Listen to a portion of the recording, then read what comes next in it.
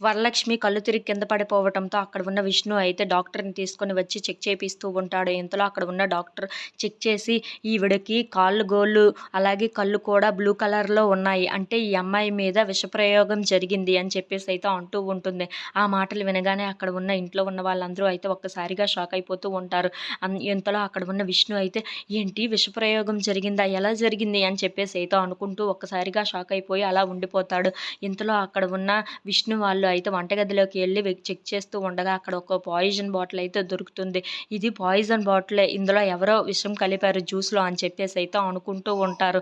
ఇంతలో అక్కడికి వెన్నెల వచ్చి, "ఏంటి నాన్న ఈ పని నువ్వే చేశావు కదా!" అని చెప్పేసి అయితే అడుగుతూ ఉంటుంది. ఆ మాటలు వినగానే అక్కడ ఉన్న విష్ణు అయితే ఒక్కసారిగా షాక్ అయిపోతూ ఉంటాడు.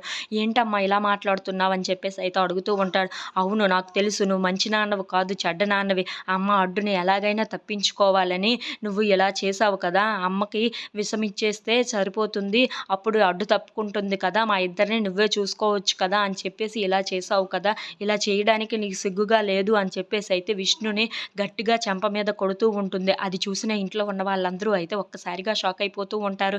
ఏంటి ఇలా చేస్తుంది వెన్నెల అని చెప్పేసి అయితే అనుకుంటూ ఉంటారు. ఇంతలో అక్కడ ఉన్న వెన్నెల మాత్రం "నువ్వు బ్యాడ్ నాన్నవి. నువ్వు మంచి నాన్నవి కాదు. అస్సలు మంచి నాన్నవి కాదు. ఆ అమ్మని అడ్డు తప్పించుకోవాలనుకుంటున్నావా?" అని చెప్పేసి అయితే గట్టిగా కొడుతూ విష్ణునైతే తిడుతూ ఉంటుంది. If you like this video please like, share and subscribe friends.